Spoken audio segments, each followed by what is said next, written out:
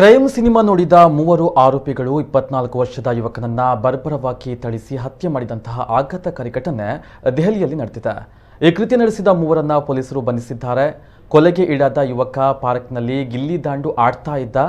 ಆದರೆ ಆಟವಾಡುವುದನ್ನು ವಿರೋಧಿಸಿ ಆರೋಪಿಗಳು ಯುವಕನ ಜೊತೆ ಜಗಳವನ್ನ ಮಾಡಿದ್ದಾರೆ. ಆದರೆ ಗಲಾಟೆ ಅತಿರೇಕಕ್ಕೆ ಹೋಗಿ ಯುವಕನನ್ನ ಮೂವರು ಪಾರ್ಕ್ನಲ್ಲೇ ಕೊಲೆ ಮಾಡಿದ್ದಾರೆ. ಆರೋಪಿಗಳು ಜನಪ್ರಿಯವಾಗಲು ಕೃತ್ಯದ ವಿಡಿಯೋವನ್ನು ರೆಕಾರ್ಡ್ ಮಾಡಿದ್ದು ಇನ್ಸ್ಟಾಗ್ರಾಮ್ನಲ್ಲಿ ಪೋಸ್ಟ್ ಮಾಡಲು ಯತ್ನವನ್ನ ಮಾಡಿದ್ದಾರೆ. ಆರೋಪಿಗಳು ಕಳೆದ ತಿಂಗಳು Telugu cinema Pushpa the rise ನೋಡಿ ಕೃತ್ಯ ಮಾಡಲು ಪ್ರೇರೇಪಣೆಗೊಂಡಿದ್ದಾರೆ.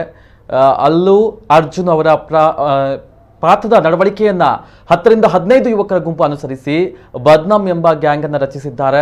ಈ ಹಿನ್ನೆಲೆ ಆ ಗುಂಪಿನ ಮೂವರು ಜನವರಿ 19ರಂದು ಕ್ಷುಲ್ಲಕ ಕಾರಣಕ್ಕೆ ಯುವಕನ ಜೊತೆ ಜಗಳವಾಡಿದ್ದು ಆತನನ್ನ ಕೊಂದಿದ್ದಾರೆ. ಮೃತ ವ್ಯಕ್ತಿಯನ್ನ ಶಿಬು ಹುಸೇನ್ ಎಂದು ಪೊಲೀಸರು ಗುರುತಿಸಿದ್ದಾರೆ.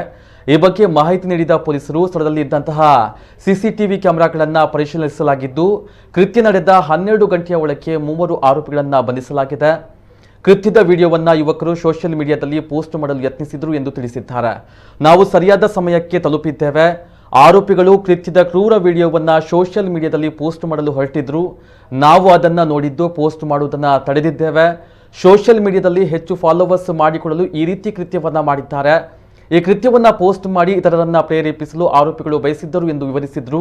ಆರೋಪಿಗಳನ್ನ ಎಸಿಪಿ ತಿಲಕ್ ಚಂದ್ರ ಬಿಸ್ನ್ ಅವರ ತಂಡ ಬಂಧಿಸಿದ್ದು ಕೃತ್ಯಕ್ಕೆ ಬಳಸಲಾಗಿದ್ದ ಆಯುಧಗಳನ್ನು ವಶಕ್ಕೆ ಪಡೆದುಕೊಂಡಿದ್ದಾರೆ.